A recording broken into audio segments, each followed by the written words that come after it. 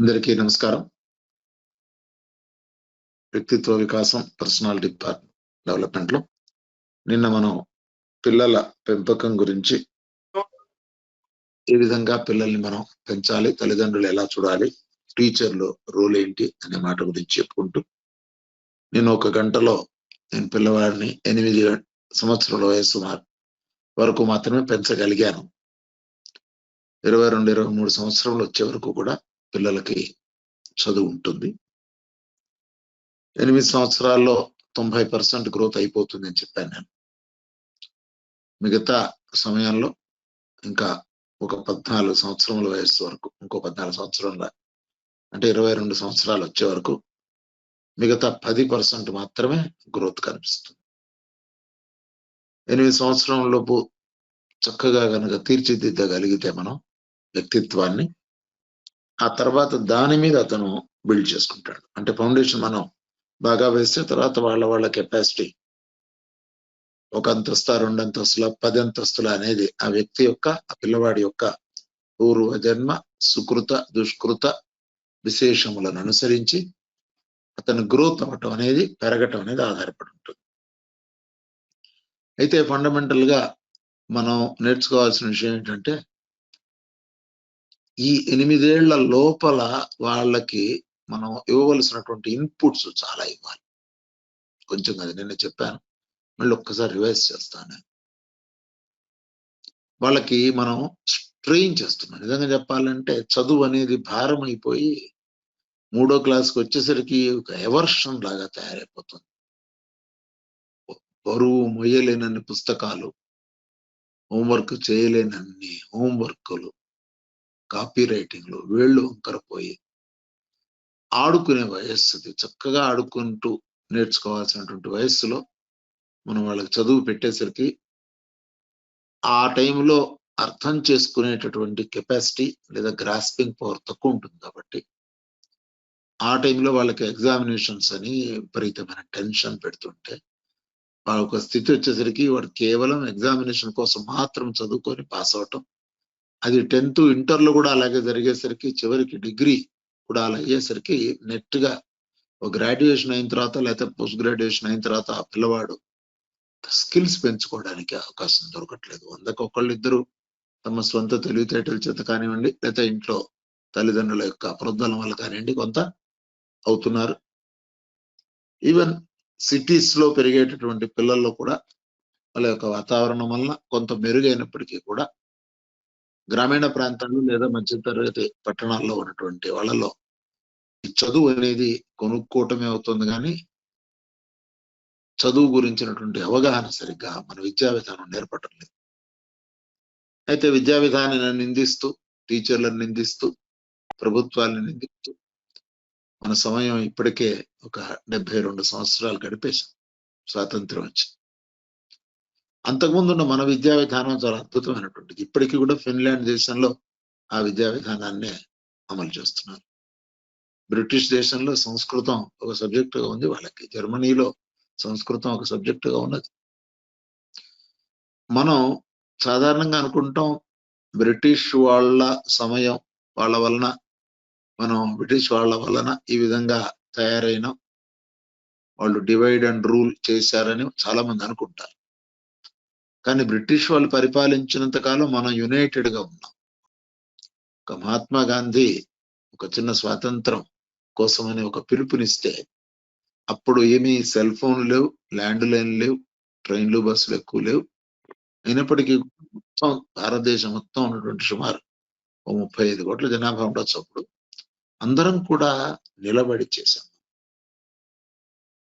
మరి బ్రిటిష్ వాళ్ళు వెళ్ళిపోయిన తర్వాత వాళ్ళ విద్యా విధానాన్ని మనం రుద్దినప్పటికీ కూడా మన వాళ్ళు మనల్ని ఎక్కువ విడదీసి పరిపాలిస్తున్నారు.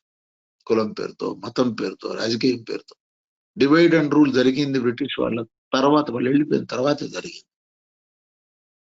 కొంత నిరక్షరాస్యత, దానికి తోడు చెడ్డ అలవాట్లు, ఉచితాలు, ఇవన్నీ కూడా కారణాలు విశ్లేషించుకుంటే.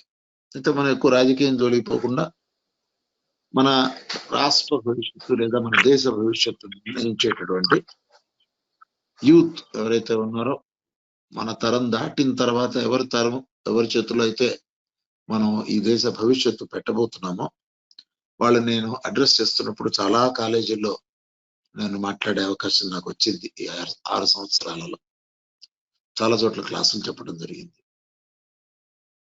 నిజమైనటువంటి సంప్రదాయము, మన పద్ధతి, మన వైద్యకీయ పద్ధతి అనండి, మన సంప్రదాయ పద్ధతులు అనండి, మన విద్య కానివ్వండి, నేను చెప్పడానికి వెళ్తూ ఉంటే సాధ్యం కావటం లేదు. టీచర్ల దగ్గర మాట్లాడితే వాళ్ళేమో మాకు ఆల్రెడీ సిలబస్ ఒకటి ఉంటుందండి, దాని ప్రకారం చేయాలి. ప్రభుత్వం ఇచ్చిన సిలబస్ మీద వ్యతిరేకంగా చేయడానికి లేదు అని టీచర్లు చెప్పటం. పోనీ దాని ప్రకారం కరెక్ట్ గా వెళ్తున్నారంటే టీచర్లకి చదువు తప్పితే మిగతా పనులు, జనాభా లెక్కలు ఇలాంటివి ఎక్కువ పెట్టడం. మొత్తం మీద ఒక 2 తరాలు దాదాపు పాడైపోయినాయి మనకి.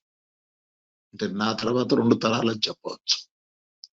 కనీసం ఇప్పుడు బడ్డింగ్ 3 సంవత్సరాలు 4 సంవత్సరాల పిల్లలు ఎవరైతే ఇప్పుడు స్కూల్లో చేరుతున్నారో వాళ్ళకి కనుక మనం ఈ విద్యా విధానం, మన పాత విద్యా విధానాన్ని కనుక తిరిగి మనం ఇంట్రడ్యూస్ చేయగలిగితే ఇంకో 20 ఏళ్ళకి పరిస్థితులు బాగుపడతాయి. మరి దీని మీద ఎలా జరగాలో భగవంతుడు, మరి మాస్టర్ గారి అనుగ్రహం. అయితే కలిపురుషుడు యొక్క ప్రభావం ఎక్కువగా పనిచేయటం వలన మనం ఏం చేయలేని స్థితిలో ఉన్నాం. కానీ మారుతుంది. ఇప్పుడు కూడా మార్పు గురించి మనం రోజు చెప్పుకున్నాం. మార్పు సహజం, అది ఇప్పుడు మారుతూనే ఉంటుంది. ఇకపోతే 8 ఏళ్ల పిల్లల తరువాత 9వ వయస్సు నుంచి, అంటే 4వ క్లాస్ నుంచి 3 క్లాసుల వరకు నేను చెప్పాను. కేవలం డేటా ఫీడ్ చేయటం కంప్యూటర్లో, భగవద్గీత శ్లోకాలు 705 అలా తలకాయలో పెట్టేయటం. తల్లిదండ్రులు చదువుకుంటూ ఉంటే పిల్లలకి ఆసక్తి వస్తుంది. తల్లిదండ్రులు వేరే దాంట్లో ఆసక్తి ఉంటే పిల్లలకి రాదు.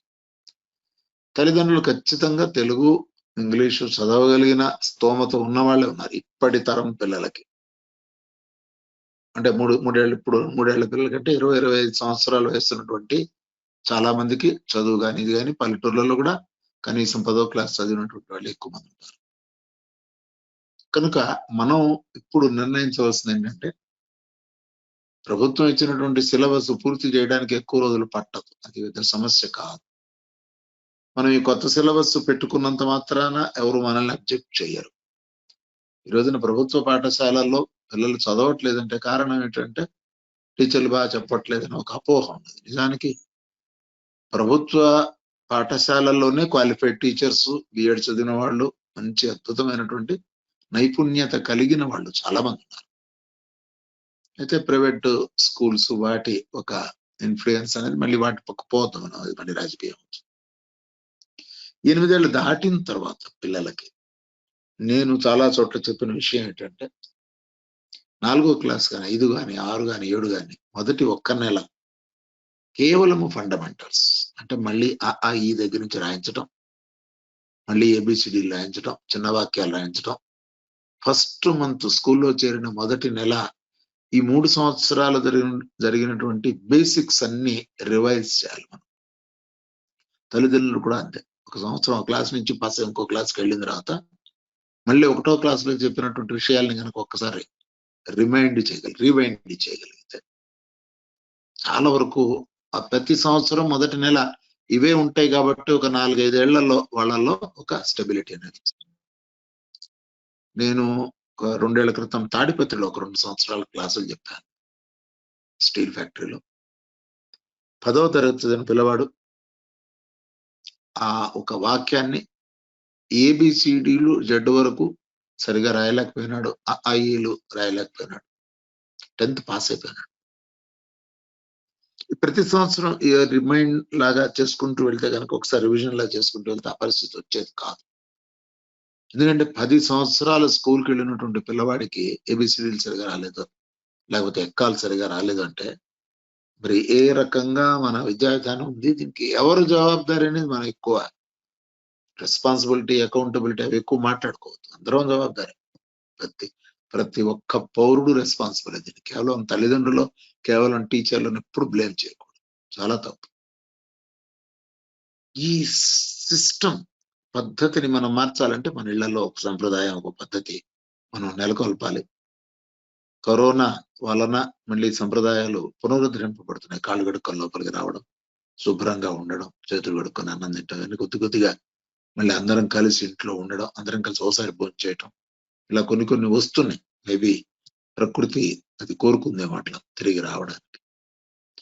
ఈ 8 ఏళ్ల దాటిన పిల్లలకి ఏం చేయాలంటే, మనం ఇప్పుడు ఆల్రెడీ పాత స్టాండర్డ్ ఎట్లా ఉందో చూసుకొని అవి చెప్పుకుంటూ, విపరీతమైనటువంటి ఒక ధోరణి ఇప్పుడు ఈ సెల్ ఫోను, వాట్సాప్ లోనండి ఇలాంటివన్నీ ఎక్కువ వస్తున్నాయి కాబట్టి వాటి ఎడల తల్లిదండ్రులకు విముఖత రావాలి. ముందు తల్లిదండ్రులకు విముఖత రాకపోతే పిల్లలకి రావు. వాళ్ళు they should be role model. The children should emulate the parents అని చెప్తాను. టీచర్స్ ని చూసి పిల్లలు నేర్చుకోవాలి, ఇలా ఉండాలి. నాకు రోల్ మోడల్ ఎవరంటే మా టీచర్ అని చెప్పగలిగి ఉండాలి. దానికి మళ్ళీ ఇండివిజువల్ బాగుపడాలంటే మళ్ళీ వాళ్ళలో ఉన్నటువంటి ఒక నేచర్ ఏదైతే ఉందో దాన్ని మనం సరి చేసుకోవాలి. వాళ్ళు ప్రత్యేకమైనటువంటి శ్రద్ధ పెట్టాలి. తాను చేస్తున్నటువంటి పని మీద అత్యంత శ్రద్ధాభక్తులు కలిగి, అందరికీ చెప్తున్నాను నేను, కేవలం కొంతమందికి అని కాదు, ఆల్రెడీ చేస్తున్న వాళ్ళు ఉంటే చాలా సంతోషం, నమస్కారం, వాళ్ళని మనం కాదంటలేదు. ఒక వీక్ గా ఉన్నటువంటి పిల్లవాడు లేదా ఒక సరైనటువంటి ఫౌండేషన్ పడని పిల్లవాడిని 4, 5, 6 తరగతులకు వచ్చేసరికి పూర్తిగా ఫండమెంటల్స్, బేసిక్స్ అన్ని బాగా నోటుకు వచ్చేటి చేయాలి. 8 ఏళ్ల లోపులు నేను చెప్పింది కనీసం ఒక 3 శతకాలు నోటికి రావాలి, అంటే 300 పద్యాలు ప్లస్ భాగవతం పద్యాలు కొన్ని టీచర్లు నేర్చుకోవాలి. దురదృష్టం ఏంటంటే ఈ తరం టీచర్లు అనండి, అంటే ఇప్పుడు 20-24 ఏళ్ల వయసు ఉండేవాళ్ళు రిక్రూట్ అయినారు ఎస్జిటిలో. మొన్న నేను అనంతపురంలో ఎస్జిటి వాళ్ళకు కూడా క్లాస్ చెప్పాను, ట్రైనింగ్ క్లాసెస్. దాదాపు 700 మందికి నేను ట్రైనింగ్ ఇచ్చాను ఒక రోజు. రోజు అంటే గంటన్నర అంతే నాకు ఒక పీరియడ్. ఈ తరం వాళ్ళు ఎట్లా టీచర్ అయినారంటే డిఎస్సి రాసి, లేకపోతే ఏదో టెట్ ఏదో ఉంటుంది ఎగ్జామ్ రాసి, దాంట్లో వాళ్ళు మళ్ళీ బట్టి కొట్టి దాంట్లో వాళ్ళు ఎలాగోలా రిజర్వేషన్ ద్వారానో దేని ద్వారా అవకాశం పెట్టి వాళ్ళు దూరారు. వాళ్ళకి భాగవతం పద్యాలు కానివ్వండి, రామాయణ భారతాలు కానివ్వండి, లేదా మన భగవద్గీత కానివ్వండి, మళ్ళీ సెక్యులర్ అని ఒక పేరు మనం పెట్టుకుంటున్నాం కూడా అక్కడ ఇబ్బంది పడుతున్నాం. అసలు ఇవన్నీ కూడా మనిషికి సంబంధించినటువంటి వ్యక్తిత్వ వికాసానికి సంబంధించిన వేమన శతకంలో అన్ని వ్యక్తిత్వ వికాస పద్యాలు ఉంటాయి ఎక్కువ. భార్య అన్న ఒక్క భారము లేనిచో పుల్లియాకు ఓలే పురుషుడెగురు, మరి తప్పనీని దైవము భార్యరా విశ్వదా విరామ వినురవేమ. ఇది ఏ మతానికి చెందిన పద్యం అండి? ఏ కులానికి చెందింది? భార్య అన్న ఒక్క భారము లేనిచో పుల్లియాకు ఓలే పురుషుడెగురు. చాలా చక్కగా చెప్పాడు. భార్య అన్న భారము అన్నాడు. భార్య భారమే, బాధ్యత మగవాడికి. అంటే అన్నం తిన్న తర్వాత విస్తరాకుని పుల్లియాకు అంటారు. అయిపోయింది ఆ పని, అది ఎగిరిపోయి ఇంకోళ్ళ విస్తట్లో పడితే వాళ్ళు అన్నం తినలేరు, ఎంగిలి పడుతుంది. కనుక ఒక బరువు ఉండాలి. అందుకని మా గ్లాస్ ఏదో పెడతారు ఎగిరిపో. ఆ భార్య అనే ఆ భారం లేకపోతే ఈ పుల్లియాకు ఓలే పురుషుడు ఎగురు. దారి తప్పనీని దైవము భార్యరా అన్నాడు.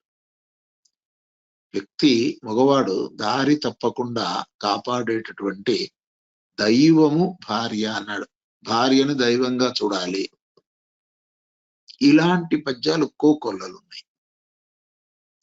భూమి కోరిన వారు బూడిదైపోయి, ధనము కోరిన వారు దగ్ధమైరి, భూమి నాది అనిన భూదేవి నవ్వదా. భూమి కోరిన వారు బూడిదైపోయారు. నాకు భూములు ఆక్రమించుకుంటూ 100 ఎకరాలు కొనుక్కొని 1000 ఎకరాల డబ్బులు కొనుక్కొని ఏం పేరు వాళ్ళందరూ చివరికి భూమి కోరిన వారు బూడిదైపోయారు, ధనము కోరిన వారు దగ్ధమైరి, భూమి నాది అనిన భూదేవి నవ్వదా అంట. మా కుటుంబం విశ్వదాభిరామ వినరమే అని అనుకుంటున్నాను, నాకు తెలియదు కరెక్ట్ గా. ఎవరు రాసినా పద్యం చాలా బాగుంది. 30-40 సైట్ కొని ఇది నాదంటాట. నీదే, నువ్వేమన్నా క్రియేట్ చేసావా? అది సృష్టిలో ఉన్నటువంటిది. అది భూమి నాది అని భూదేవి నవ్వుతుంటే ఎవరెవరే ఇంట్రా నాదంటాడు ఏమిటి వాడు? పోని ఈ 2 ఎకరాల పొలం కానీ నాదంటాడు. పొలం రోజు వచ్చి వీడితో మాట్లాడుతున్నా, వీడు రోజు పొలానికి వెళ్ళాల్సిందేనా? ఆ పొలానికి వీడు బానిసే కానీ వీడికి బానిస కాదు పొలం. ఈ పద్యాలన్నీ కూడా ఒక మతము కులంకి చెందినవి కావు.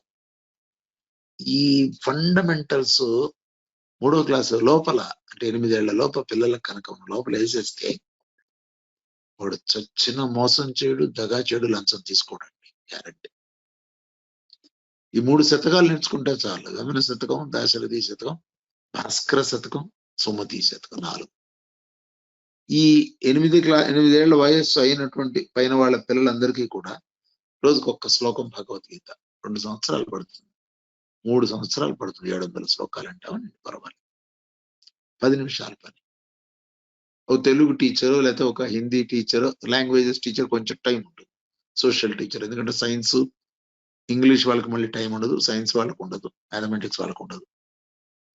ఇంట్రెస్ట్ తీసుకొని క్లాస్ అయిన తర్వాత, స్కూల్ అయిన తర్వాత ఎప్పుడు పారిపోదా అని బ్యాగ్ రెడీ చేసుకుని 70 కిలోమీటర్లు 85 కిలోమీటర్లు జర్నీ చేసే టీచర్లు చాలా మంది ఉన్నారు.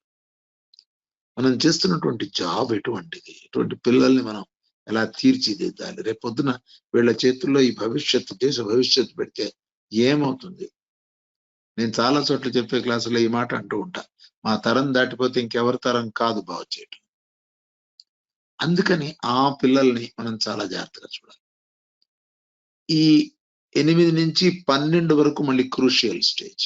8 వరకు ఒక స్టేజ్, 8 నుంచి 12 7వ క్లాస్ వరకు, 4 నుంచి 7వ క్లాస్ వరకు అదొక స్టేజ్. ఈ స్టేజ్ లో ఏంటంటే వాడి గ్రాస్పింగ్ పవర్ పెరగటం మొదలెడుతుంది. అర్థం చేసుకోవటం అనేది మొదలవుతున్నప్పుడు, అర్థం చేసుకోవటం మొదలైనప్పుడు అప్పటి వరకు చెప్పిన విషయాలు కొన్ని చెప్పుకుంటూ మళ్ళీ కొత్త విషయాల్లో కేవలం గ్రాస్పింగ్ మాత్రమే చెప్పుకుంటూ వెళ్ళాలి. 7వ క్లాస్కి వచ్చిన తర్వాత, అందుకే 7లో మనకి పబ్లిక్ ఎగ్జామ్స్ ఉంటాయి. 8, 9, 10కి వచ్చేసరికి విస్తృతమైనటువంటి సిలబస్ పెరుగుతుంది. ఆ 8, 9, 10లో వచ్చినటువంటి ఆ బేస్ ఏదైతే వేస్తామో, ప్రత్యేకించి science, mathematics, English, social studies కూడా ఉంటుంది కొంత. ఆ బేస్ ఏదైతే ఉందో అక్కడ ఇంటర్మీడియట్ కి తర్వాత ఎంసెట్ కి ఇవే బేసిక్స్. అంటే 8వ క్లాస్లోనే ఫిజిక్స్ లో లైట్ చాప్టర్ వస్తుంది, సౌండ్ చాప్టర్ వస్తుంది, బాటనీలో బైపీసీలో ఉండే చాప్టర్లు వస్తాయి, జువాలజీ వస్తుంది. నెమ్మదిగా మ్యాథమెటిక్స్ పెంచుకుంటూ పోతుంది సిలబస్. ఒక ఆటలాగా గనక మనం 9వ ఏడు నుంచి 12వ ఏడు వరకు వాడికి ఒక చదివేటటువంటి పద్ధతి. అందుకే ఎవరన్నా టీచర్లు ఉంటే రాసుకోవచ్చు, never teach what to learn, teach them how to learn. You should know how, not what. What అనేది మనం చెప్పక్కర్లేదు, వస్తుంది. ఏం నేర్చుకోవాలంటే పుస్తకాలు ఉన్నాయి, సిలబస్ ఉన్నాయి. నేను పుస్తకం ఒకటి పట్టుకున్నప్పుడు ఎలా చదవాలో నేర్పాలి, కానీ నాకు ఏం చదవాలో నేర్పించడానికి మనకు ఉంది, రెడీగానే సిలబస్ ఉంది, రెడీగా ఉన్నాయి. ఏం చదవాలో తెలుసు నాకు, కానీ ఒక పుస్తకం పట్టుకొని టీచర్ నేర్పించాల్సింది ఎలా చదవాలి, ఎలా మొదలెట్టాలి, దీంట్లో గ్రామర్ అంటే ఏంటి, అసలు లోపల పదములు అంటే ఏంటి, ఎలా మనకు చేయాలి. ప్రతి సబ్జెక్ట్కి సైన్స్ కూడా చెప్పొచ్చు ఎలా చదవాలి, మ్యాథ్స్ చెప్పొచ్చు ఎలా చెయ్యాలో.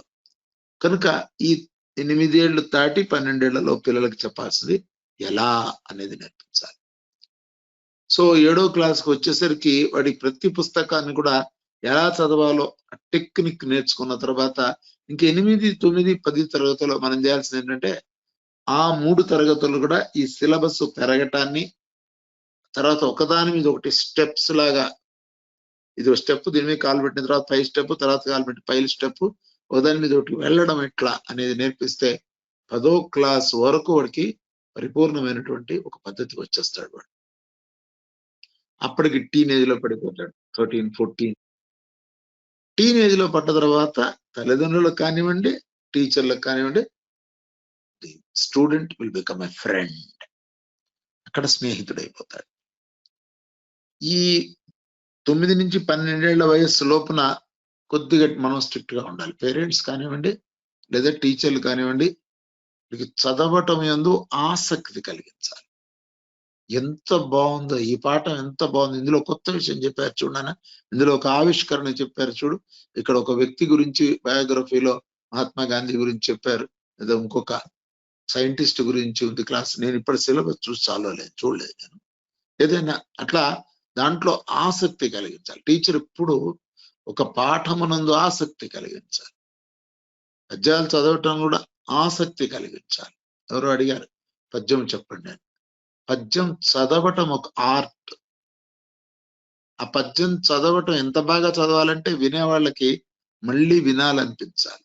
భాగవతంలో మీ అందరికి తెలిసిన పద్యం, నగుమొగమును సుమధ్యమును నల్లని మేనును లచ్చిక ఆటపట్టు గౌరవన్ హా భుజములు అంచిత కన్నకుండలములు మతే భగతియు నీలవేణియు కృపారస దృష్టియు కలిగి వెన్నుడు ఇమ్ముగా పొడసూపు గాబుత కనులు మూసిన ఎప్పుడు విచ్చినప్పుడు. నేను ఈ పద్యం చదువుతుంటేనే మీకు సగం అర్థం అవుతుంది.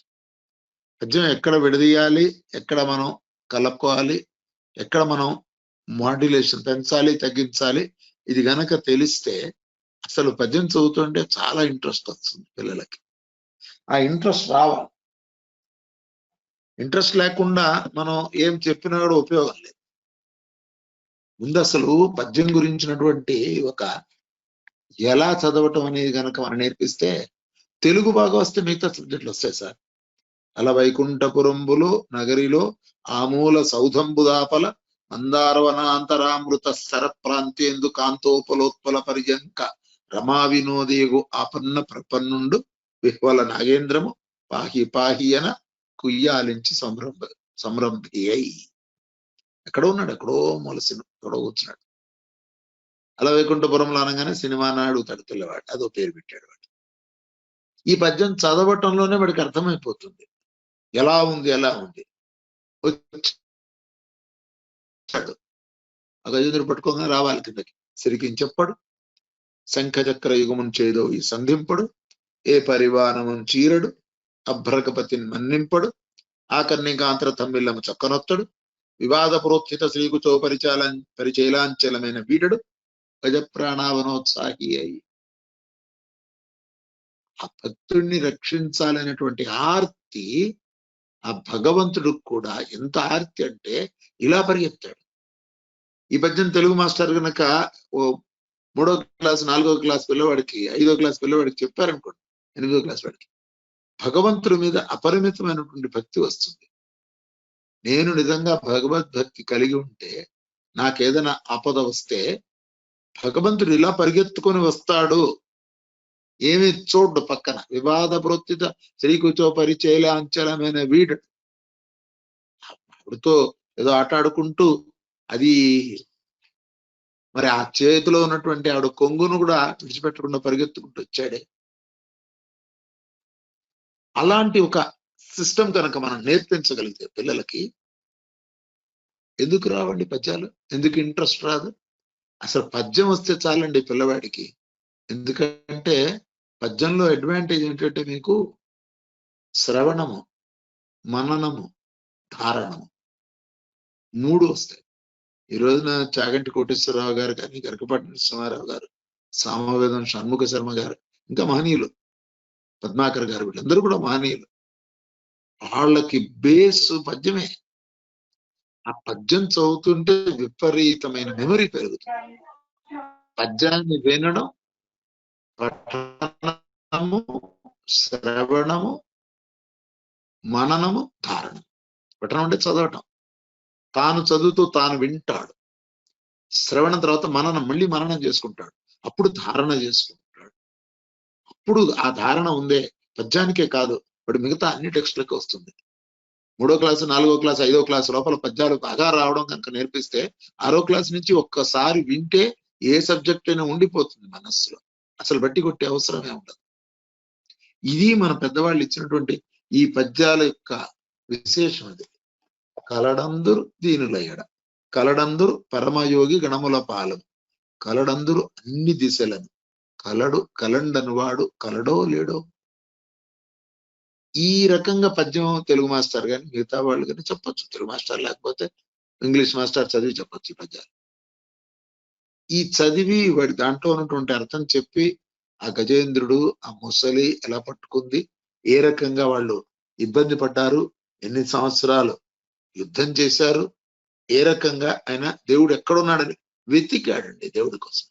మీకు అసలు భాగవతం చెప్పానంటే అది ఇట్స్ అ డిఫరెంట్ సబ్జెక్ట్. అద్భుతంగా ఉంటుంది అసలు. ఎందుకంటే ఎక్కడ ఉన్నాడు భగవంతుడు, ఎక్కడ ఉన్నాడు భగవంతుడు అని మొత్తం వెతికాడు దొరకల. లోకంబులు లోకేశులు లోకస్తులు తెగిన తుది అలోకంబకు పెంచీకటి కవ్వల ఎవ్వండెకాకృతిని వెలుగు అతని నుతింతున్నాడు. ఈ పద్యాలన్నీ కూడా ఇటువంటివే. మీరు ఏ ఘట్టమైనా తీసుకోండి. ఎందుకంటే తనలో ఉన్నటువంటి ఒక ధారణ శక్తిని పెంచుకోవడానికి ఎలా చదవాలో నేర్పించాలి. అది ఇంపార్టెంట్. ఎక్కడ ఆపాలి కామా పెట్టి చూపించండి.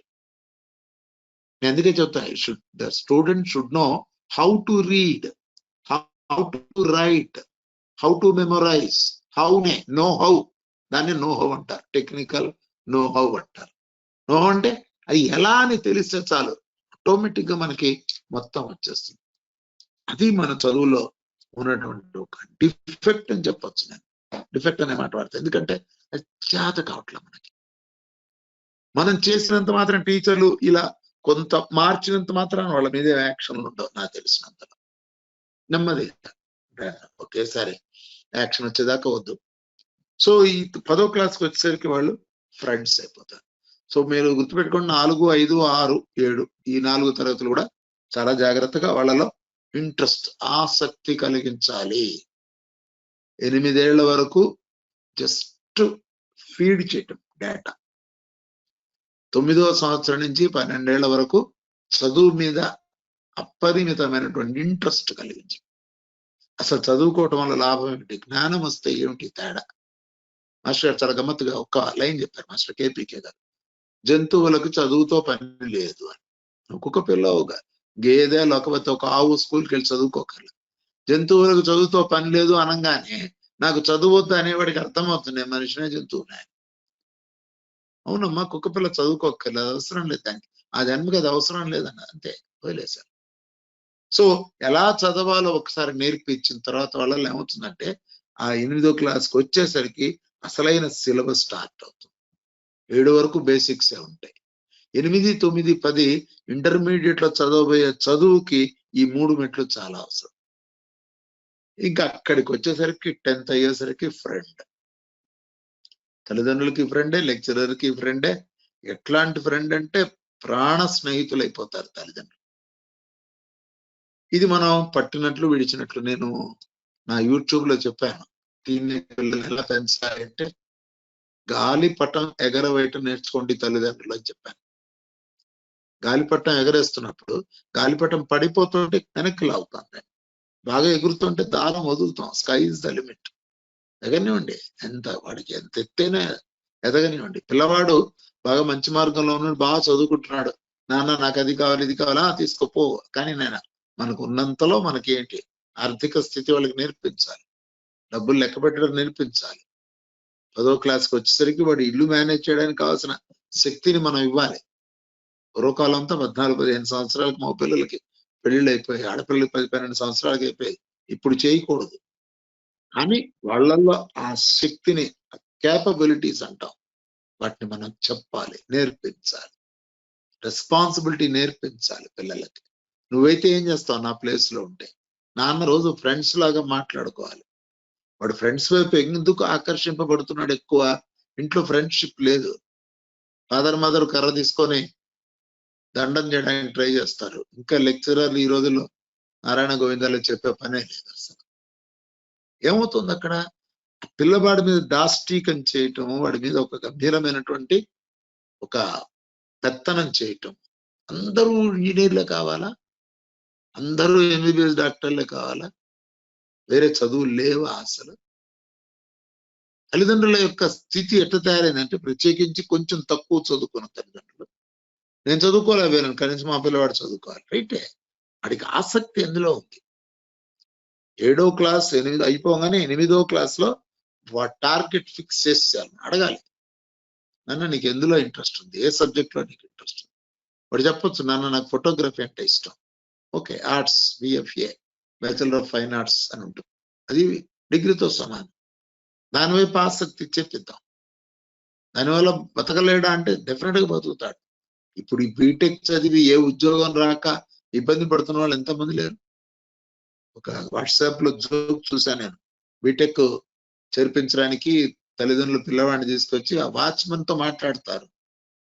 నాన్న ఇక్కడ ఎట్లా ఉంది రిక్రూట్మెంట్, చదువు అయిపోయిన తర్వాత, అయ్యో నేనే ఎగ్జాంపుల్ అండి రిక్రూట్మెంట్, నేను క్యాంపస్ రిక్రూట్మెంట్ అయినాను, వాచ్మెన్ గా, సెక్యూరిటీ గార్డుగా రిక్రూట్మెంట్.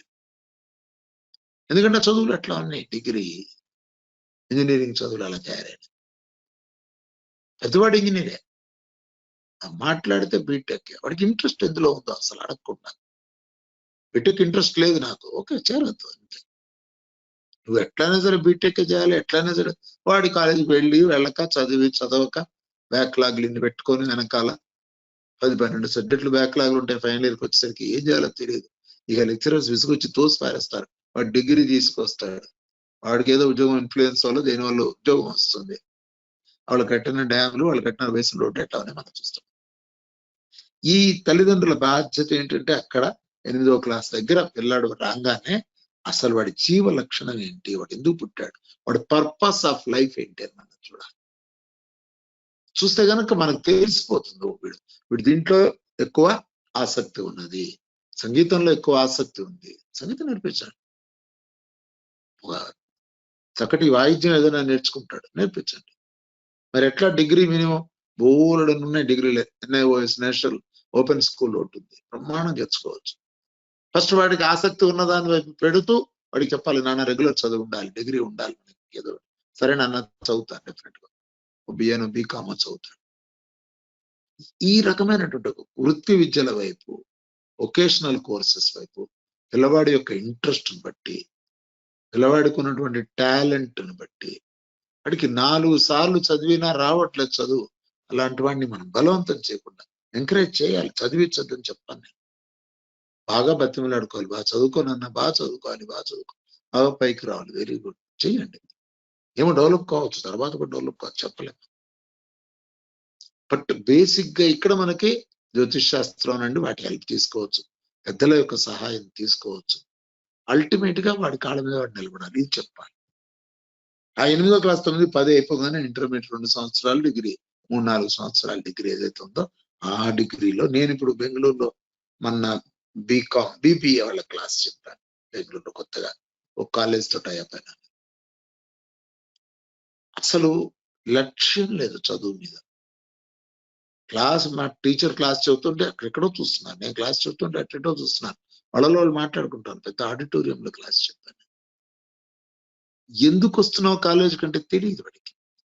ఓకే BBA అయిన తర్వాత ఏం చేస్తావు తెలియదు, నెక్స్ట్ ఏంటి అంటే తెలియదు. ఏదో ఒకటి చేసుకుంటా, ఏదో ఒకటి ఎలా చేసుకుంటారు. మీకు చిన్న ఎగ్జాంపుల్ ఇస్తాను. నేను మేనేజర్ గా పనిచేస్తున్నప్పుడు ఒక బ్రాంచ్ లో ఒక రైతు, ఒక ఆయన రైతు కూడా కాదు, లోన్ కోసం వచ్చాడు. లోన్ కావాలని లోపలికి వచ్చాడు. ఏం కావాలని అంటే లోన్ కావాలి. నేను మామూలుగా అందరితో నవ్వుతూ చక్కగా మాట్లాడతాను, నాకు అలవాటు. అడిగాను, ఏనాయన అంటే అప్పు కావాలి సార్. ఎంత కావాలని, ఎంతో కొంత ఇవ్వండి సార్ అన్నాడు. ఎంతో కొంత అన్నాడు, అంటే స్పెసిఫిక్ చేయలేమంట. ఏం చేసుకుంటావు అని అడిగా, అంటే ఏదో ఒకటి చేసుకుంటా సార్ అన్నాడు. ఇంకో ప్రశ్న, మూడో ప్రశ్న, ఎప్పుడు కడతావు అన్నా. ఎప్పుడప్పుడు కడతాలి సార్. ఆయన నుంచి నేను ఒక మంచి సూక్తి నేర్చుకున్నాను. ఈ జన్మ నాకు వచ్చింది, ఎందుకు వచ్చిందో తెలియదు, ఏమవుతావు ఏదో ఒకటి అవుతా, ఎన్నాళ్ళు బతుకుతా. అంటే స్పెసిఫిక్ గోల్ అనేది పిల్లలకు మనం ఫిక్స్ చేసిన రోజున 8వ క్లాస్ పిల్లలతో కూర్చొని, తల్లిదండ్రులు ఇద్దరు లేదా తండ్రి స్నేహితుడు కూర్చొని, ఒక స్నేహితుడిలాగా కూర్చొని 8వ క్లాస్ వచ్చేసరికి వాడు టీన్ లో పడిపోతాడు. ఆ టీనేజ్ రాగానే will treat him as a friend. ఎట్లాంటి ఫ్రెండ్ అంటే వాడికి ప్రపంచంలో నాన్న కన్నా అత్యంత ఆప్తమైన స్నేహితుడు లేడు అసలు. అలా చేస్తే వాడు నెత్తినెక్కుతాడేమో అని నెత్తినెక్కించుకున్నాం, ఆల్రెడీ అయిపోయింది, ఇప్పుడు కొత్తగా ఎక్కేది ఏం లేదు నెత్తి మీద.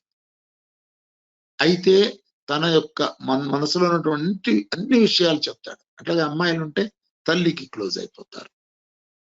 ఈ పారిపోవటాలు, ప్రేమల వ్యవహారాలు ఏం ఉండవు. ఇంకా తల్లిదండ్రులతో అటాచ్మెంట్ వచ్చిందా బయటవేవి ఆకర్షించవు. ఎందుకంటే తల్లిదండ్రుల ఎడల బై బర్త్ మనకు ఒక అనుబంధం ఉంటుంది. దాన్ని మనం దూరం చేసుకుని పిల్లల్ని హాస్టళ్లలో వేసేసి వాడిని అలా వదిలేసేసి వచ్చినప్పుడల్లా విసుక్కొని, నువ్వు పాస్ కావు, ఇంతే, నీ దరిద్రం ఇంతే అని ఆ రకంగా మనం తిడుతూ వాడిని ఇంకా హర్ట్ చేస్తూ ఉంటే, నాన్న నువ్వు ఎందుకు అర్థం చేసుకోవు, ఈ రకమైనటువంటి ప్రశ్న పిల్లవాడు వేసినప్పుడు ఎందుకు అర్థం చేసుకోవంటే వాళ్ళ పిల్లవాడు చూడడం అంత బాగా చదువుతున్నాడు, వీళ్ళ పిల్లవాడు చూడ అంత బాగా చదువుతున్నాడు. ఓకే, నాకు ఒకసారి ఒక ఫాదరు పిల్లవాడిని పిలుచుకొచ్చి నా రామాయణం క్లాస్ విన్నాడు. ఆయన ముందు రోజు, తర్వాత రోజు క్లినిక్ పిలుచుకొచ్చాడు. సార్ నిన్న మీ క్లాస్ విన్నాను, చాలా బాగుంది, మా అబ్బాయికి రాముడిలాగా ఉండమని సలహా ఇవ్వండి సార్. వెంటనే పిల్లవాడు నాతో, అంకుల్ మా నాన్న దశరథుడిలాగా ఉండమని సలహా ఇవ్వండి. ఆయన ఎటువంటి యోధుడు, ఆయన ఎటువంటి మంచి పనులు చేశాడు, ఆయనకి ఎంత శక్తి ఉన్నది. మా నాన్న ఇట్లా పనులు చేయకుండా నేను రాముడిని ఎత్తి ఏమిటి ఉపయోగం? ఇవాళ రేపు పిల్లలు అలా మాట్లాడుతున్నారు. కారణం ఏంటంటే, నేను చాలా ఫ్రాంక్ గా చెప్తున్నానండి, సైకాలజీ ప్రకారం కూడా పిల్లలకి స్నేహితుల్లాగా టీనేజర్ అప్పటి నుంచి చూసుకుంటే వాడు మనల్ని వదిలి ఒక్క క్షణం బయటికి వెళ్ళలేడు. మనకు చెప్పకుండా వాడు ఏ చెడ్డ పని చెయ్యడు, ఎటువంటి చెడ్డ అలవాట్లు రావు. దానితోడు మన ఇంట్లో కుటుంబంలో సంప్రదాయం, పూజ, పునస్కారం, ప్రార్థన ఇవన్నీ ఉంటాయి. సాధారణంగా చాలా మంది ఇళ్లలో రెగ్యులర్ గా ఉండేటటువంటి వాటి ఎందుకు కూడా కొంత మనం ఆయనకి ఇంట్రెస్ట్ కలిగేట్లా, లేదా ఆ పాపకి ఇంట్రెస్ట్ కలిగేట్లా మనం చేస్తూ ఉంటే వాళ్ళు కూడా కూర్చొని ఇది బాగుంది, ప్రార్థన బాగుంది, నెమ్మదిగా బలవంతం రుద్దకూడదు. గుర్తుపెట్టుకోండి, రుద్దితే రివర్స్ కొడుతుంది. రుద్దకుండా బలవంతంగా లేకుండా నెమ్మదిగా కనుక చెబితే కనుక దీంట్లో రుచి నాన్న ఇది చేస్తే ఇలా బాగుంటుంది, ఒకసారి ఎందుకు చేయకూడదు, చక్కగా మన ఇద్దరం కలిసి చేద్దాం, ఇద్దరం కలిసి వచ్చేద్దాం, ఇద్దరం కలిసి ఎందుకు వెళ్దాం. ఆ రకమైన ట్రీట్మెంట్ మనకి ఇంటర్మీడియట్ వరకు చేయగలిగితే ఇంకా డిగ్రీలో ఆటోమేటిక్ గా అదే కంటిన్యూ అవుతుంది, బాధ్యత తెలుస్తుంది. అప్పుడు తన కాళ్ళ మీద తను నిలబడటం. పొద్దున మాస్టర్ సివి గారు చెప్పినట్టుగా I want dependables but not dependents. ఈ కాన్సెప్ట్ ఆ పిల్లవాడి తలలో నెమ్మదిగా చేర్చగలగాలి. అద్భుతమైనటువంటి ప్రేమను పంచాలండి పిల్లవాడు. ప్రేమను అలా కారిపోవాలి. తల్లి అయితే ఆడపిల్ల మీద కానీ మగపిల్లవాడు, జనరల్ గా తల్లికి మగపిల్లవాడు, తండ్రికి ఆడపిల్ల, అలా ఆపోజిట్ సెక్స్ కి లింక్ అవుతుంది సైకాలజీ చెప్తుంది. ఎలా పర్వాలేదు, ఎవరైతే పిల్లలే కదా. ఈ రకమైనటువంటి ఒక సంస్కృతిని మన ఇళ్లలో పెంచినప్పుడు వాడు ఏదైనా ప్రపోజ్ చేస్తాడు, నాన్న ఇది కావాలి, నాకు ఈ ప్యాంట్ కావాలి, నాన్న వెరీ గుడ్, నాన్న ఈ నెల బడ్జెట్ ఇలా ఉందమ్మా, నెక్స్ట్ మంత్ కొనుక్కుందాం, తప్పకుండా కొనుక్కుందాం. నాకు కావాల్సిందే అని అనిపించేదాకా మనం చేయకుండా, నేను కొన్ను అనేదాకా వాళ్ళు లాక్కుండా మధ్య మార్గం మీన్ అంటారు. ఆ మీన్ స్ట్రైక్ అవ్వటం, ఇద్దరు కాంప్రమైజ్ అవటం. ఒకసారి నేను కాంప్రమైజ్ అవుతాను, ఓకే దిస్ మంత్ నేను కాంప్రమైజ్ అవుతా, నెక్స్ట్ టైం నువ్వు కాంప్రమైజ్ కాదు, ఓకే నన్ను అట్లా సర్దుకుపోదు. మన కుటుంబం మనకి, నేను సంపాదించేదే నీకోసం నాన్నమ్మ, మన పరిస్థితి ఇది, నాకు వచ్చే జీతం ఇంత, నా ఖర్చు ఇంత, నువ్వు చూడు, నువ్వే చెప్పు, ఏం చేయమంటే చేస్తాను, సర్లే నాన్న ఈ నెల వద్దులే వచ్చే నెల కొంటాను, సంతోషం. అంటే ఈ అండర్స్టాండింగ్ చేసేటటువంటి ఓపిక తల్లిదండ్రులకి లేదు. ఇప్పటికీ చాలా కష్టపడుతుంటారు తల్లిదండ్రులు పిల్లల కోసమే. టీచర్లు కూడా చాలా కష్టపడుతుంటారు, వీళ్ళకి నేర్పించాలి, జీవితంలో ఇచ్చేయాలి, సిన్సియర్ గా పనిచేస్తారండి, డౌటే లేదు. బట్ మెథడ్స్ అనే మెథడాలజీ ఏదైతే అడాప్ట్ చేస్తున్నామో మెథడాలజీ బాగాలేదు. ఆ మెథడాలజీలో మార్పు రావాలంటే నాకు అసలు దీని గురించిన సమగ్ర అవగాహన ఉండాలి. పేరెంటింగ్ మీద, ఇప్పుడు అడిగిన ప్రశ్న పేరెంటింగ్ మీద నాకు సమగ్ర అవగాహన ఉండాలి. నేను అథారిటేటివ్ గా నా అథారిటీ నేను చెల్లిస్తున్నాను. నేను నాన్న నేను చెప్పినట్టు వినాల్సింది, చంపేస్తా లేకపోతే. నేను అమ్మను నేను చెప్పినట్టు వినాల్సిందే. వంకాయ కూర అడుగుతాడండి, బీరకాయ కూర వద్దు నాకు వంకాయ కూర, 10 నిమిషాలు నన్న వెయిట్ చేయరా, వంకాయలు ఉన్నాయి ఇంట్లో, లేకపోతే వెళ్ళి వంకాయలు తెచ్చుకో మార్కెట్ నుంచి, నేను చేస్తావు 20 రూపాయల నుంచి మొక్కలు తెచ్చి. ఎంత సాటిస్ఫై అయిపోతాడండి పిల్లలు. ఆ మొండితనం ఎక్కువైపోతుండే అలా చేస్తే. అదే చెప్తున్నా, అందుకే అలా ఎక్కువైపోతున్న సంకల్పం మనం ఇవ్వద్దు. ఒకసారి అటుగా, ఓసారి ఇటుగా, ఓసారి ఇది ఓసారి అది, ఓసారి వాళ్ళు చెప్పినట్టు ఓసారి మనం చెప్పినట్టు వాళ్ళు ఉంటారు. అసలు వాళ్ళకి అర్థమైపోతుంది. నేను అమ్మా నాన్నలతో స్నేహం చేస్తే నాకు ఇంతకన్నా స్నేహితులు ఎవరు లేరు, నాకు కావాల్సిన అన్ని వాళ్ళు సమకూరుస్తున్నారు, నేను ఎక్కడ చిన్న దెబ్బ తగులుతుందామని భయపడుతున్నారు అమ్మా నాన్న. అటువంటి వాళ్ళు అంతకన్నా నాకు ఎవరు స్నేహితులు అనేటటువంటి భావన కలిగించేట్లుగా వాళ్ళతో అంత ప్రేమగా మాట్లాడుతూ, గారాబం కాదు, కష్టం నేర్పించాలి, తప్పకుండా నేర్పించాలి, కష్టపడటం నేర్పించాలి. ఆడపిల్ల టీనేజ్కి వచ్చిన ఆడపిల్ల ఇంట్లో అన్నం వండడం అన్ని నేర్పించాలి. అన్నం వండడం మగపిల్లలకు అందరికీ రావాలి. అసలు మగవాళ్ళలోనే బాగా అన్నం వండేవాళ్ళు. నలుడు భీముడు అంటే మగవాళ్ళు. వాళ్ళ గురించే పాకశాస్త్రం చెప్తారు. కనుక ఈ పని చిన్నది, ఆ పని పెద్దది, ఆ పని చేస్తూ ఉంటే పిల్లలు సపోజ్ ఓ చీపురు పెట్టి ఊడుస్తుంటే అమ్మ మన వద్దమ్మా పని మేము చేస్తున్నాం, అదేదో పనికి మాలిన పనిలాగా. కానీ తల్లిదండ్రులు ఇక్కడ చాలా జాగ్రత్తగా ఏ పనైనా చేయడానికి రెడీగా ఉండాలి. బాత్రూమ్ కడిగించాలి పిల్లల చేత. వాళ్ళకి అంత కష్టపడితే ఎట్లాగంటే మేము అపురూపంగా పెంచుకుంటున్నాం. పెంచుకో అపురూపం. రేపు పొద్దున వాడు మీకు పనికి రావాలా వద్దా? సింపుల్ క్వశ్చన్ అంతే.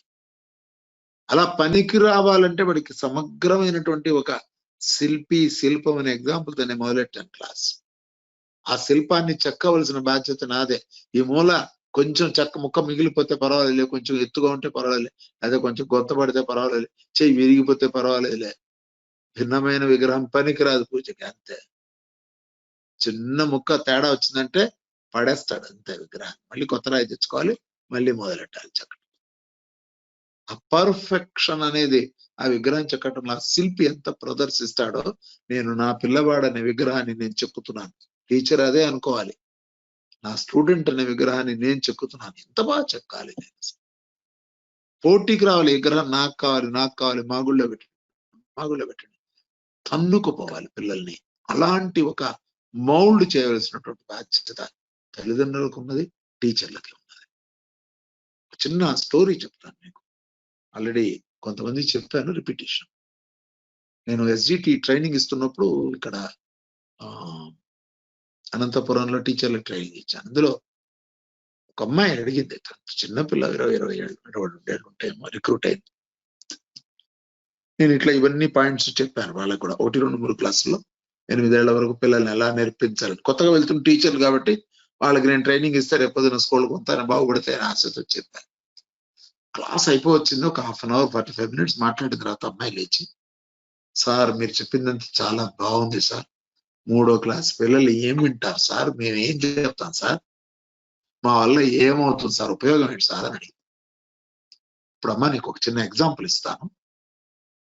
హైదరాబాద్ యశోద హాస్పిటల్లో జరిగిన సంఘటన ఇది. ఒకసారి ఒక ఆవిడ ట్రీట్మెంట్ కోసం వచ్చింది, గుండె ఆపరేషన్ కోసం. ఆ గుండె ఆపరేషన్ లో ఆ గుండెకి సంబంధించిన కవాటం ఏదో ప్రాబ్లం ఉంది, చాలా రిస్కీ ఆపరేషన్ అది. ఆపరేషన్ చేయాలంటే అందరూ భయపడ్డారు, అదేదో దాంట్లో మనకి తెలియదు, మెడికల్ ఏదో ప్రాబ్లం. ఆపరేషన్ చేస్తే టేబుల్ మీద చచ్చిపోతుంది, లేకపోతే ఒక 2 నెలలకు చచ్చిపోతుంది. ఇటువంటి స్థితిలో ఆవిడ వచ్చినప్పుడు ఆ డాక్టర్లు ఏం చేయాలో తెలియక ఇంటర్నెట్ లో ఈ కేసు పెట్టారు. ఎవరైనా సరే ఈ ఆపరేషన్ చేయడానికి ఆసక్తి ఉన్నవాళ్ళు లేదా చేయగలిగిన వాళ్ళు కాంటాక్ట్ చేయండి. వీళ్ళు ఎవరు కూడా రిస్క్ తీసుకోవడానికి భయపడ్డారు. సరే యుఎస్ నుంచి ఒక కుర్రాడు, ఒక అబ్బాయి 30 ఏళ్ళు ఉంటాయేమో ఆ డాక్టర్కి, నేను వచ్చి చేస్తాను ఈ ఆపరేషన్ అని వీళ్ళతో కాంటాక్ట్ చేశాడు. మెయిల్ అంతా రెడీ చేసుకున్నారు, వాళ్ళిద్దరు మాట్లాడుకున్నారు, రిపోర్ట్ ఇచ్చారు. అబ్బాయి చెప్పింది ఏంటంటే, ఆయన ఆ డాక్టర్, నాకు టైం లేదండి, అసలు నేను అంత టైం స్పెండ్ చేయను. వరల్డ్ రీనౌండ్ సర్జన్, కార్డియోవాస్కులర్ సర్జన్ ఆయన, గుండె ఆపరేషన్లకి ప్రపంచంలో ప్రసిద్ధిగాంచింది. నాకు సమయం లేదు, నేను డైరెక్ట్ గా ఎయిర్పోర్ట్ నుంచి ఆపరేషన్ థియేటర్ దగ్గర దిగాలి, అక్కడి నుంచి నేను ఆపరేషన్ చేసి వెంటనే వెళ్ళిపోవాలి, కాబట్టి మీరంతా రెడీ చేస్తే గనక నేను వచ్చి చేస్తాను ఆపరేషన్. సరే వాళ్ళు 2 రోజుల ముందు చేర్చుకున్నారు, పేషెంట్ అంతా రెడీ అయింది, అనస్థీషియా ఇచ్చేసేసి రెడీగా ఉంటే ఈయన ఫ్లైట్ ఎన్నింటికి వస్తున్నట్టు చూసుకుంటూ, అంతా ఈ రోజుల్లో సెల్ ఫోన్లే కదా, డైరెక్ట్ గా వచ్చాడు ఎయిర్పోర్ట్ నుంచి, థియేటర్ లోకి వచ్చి డ్రెస్ మార్చుకున్నాడు, థియేటర్ లోకి వెళ్ళాడు, ఆపరేషన్ చేశాడు, సక్సెస్ అయింది. చాలా ఆశ్చర్యం వేసింది. డాక్టర్లు అందరూ చాలా సంతోషించారు, చాలా బాగా చేశారండి, పేషెంట్ సర్వైవ్ అయినారు, చాలా సంతోషం. సరే ఆపరేషన్ అందరూ కుట్లన్నీ వేశారు. ఇంక ఈయన వెళ్ళడానికి ప్రిపేర్ అయిపోతూ మళ్ళీ ఎయిర్పోర్ట్కి వెళ్ళాలి, మళ్ళీ రిటర్న్ ఫ్లైట్కి వెళ్ళిపోవాలి, టైం లేదు. ఆవిడకు ఒక 2 అవర్స్కో 3 అవర్స్కో కాన్షియస్ వచ్చిన తర్వాత, ఒకసారి కాన్షియస్ వచ్చిన తర్వాత మాట్లాడి వెళ్దాం, ఇంకేం కాంప్లికేషన్ లేకుండా. అప్పుడు ఇక్కడ ఉండే లోకల్ డాక్టర్స్ ఇన్స్ట్రక్షన్స్ ఇచ్చేసి ఇలా ఫాలో అప్ చేసుకోండి అని చెప్తాం. ఆయన రెడీ అవుతున్నాడు. రెడీ అవుతుంటే ఈవిడ కాన్షియస్ రాగానే ఆవిడ వేసిన మొదటి ప్రశ్న, ఎవరో డాక్టరు అమెరికా నుంచి వచ్చి నాకు సర్జరీ చేశాట, ఒక్కసారి ఆ పిల్లవాడితో నేను మాట్లాడతాను, పిలిపియండి అని అక్కడ నర్సుకి చెప్పింది. అప్పుడు డాక్టర్కి పిలిచారు, వాళ్ళు కాన్షియస్ లోకి వచ్చింది ఆవిడ. మిమ్మల్ని చూడాలంటుంది డాక్టర్ గారు. ఈ పిల్లవాడు వెళ్ళాడు. పిల్లవాడే 30 ఇయర్స్ అంతే. ఆవిడ 2 చేతులు పట్టుకున్న పిల్లవాడిని, నాయనా ఎవరు కన్న బిడ్డవో నువ్వు, నాకు ప్రాణదానం చేశావు, రుణం ఎలా తీర్చుకోవాలి నాయనా అన్నది ఆవిడ. అబ్బాయి పాపం కళ్ళ వెంబడి నీళ్లు కారుస్తూ, ఆ పిల్లవాడు డాక్టర్ ఆవిడ చేతులు పట్టుకొని, మీరు నాకు 3వ క్లాసులో టీచర్, 3వ క్లాసులో మీరు నాకు చెప్పారు, నువ్వు ప్రపంచ ప్రసిద్ధిగాంచిన సర్జన్ అవుతావని మీరు చెప్పారు. నన్ను 3వ క్లాసులో మీరు డాక్టర్ని చేశారు టీచర్ గారు. నేను మీ పేరు చూసి మీ రుణం తీర్చుకోవడం వచ్చాను. నాకు మీరు రుణపడి ఉండడం కాదు. 12 లక్షలు నేను కట్టేస్తున్నాను. నా ఛార్జీ నేనే డిశ్చార్జ్ చేయించుకున్నట్లండి. నేను మీ రుణం తీర్చుకున్నాను. పిల్లవాడు కళ్ళమ్మ నీళ్లు కారుస్తుంటే ఏడ్చి ఆవిడ చాలా ఆనందపడింది. ఎప్పుడో 3వ క్లాసులో నేను నీకు చెప్పిన ఒక మాటని నువ్వు మనస్సులో ఉంచుకొని, ఆ రోజే 8 వయసులో నన్ను డాక్టర్ని చేశారు మీరు. నేను అప్పటి నుంచి కూడా డాక్టర్ అవ్వాలి, మీ మాట నేను ప్రపంచ ప్రసిద్ధిగాంచిన సర్జన్ కావాలని మీరు అన్నారు. నేను అయినాను టీచర్ గారు, ఇది మీ ఆశీర్వచనం అని ఆవిడ కాళ్ళ కింద పెట్టి 12 లక్షలు ఆ హాస్పిటల్ బిల్లు కూడా ఆయన కట్టి వెళ్ళాడు.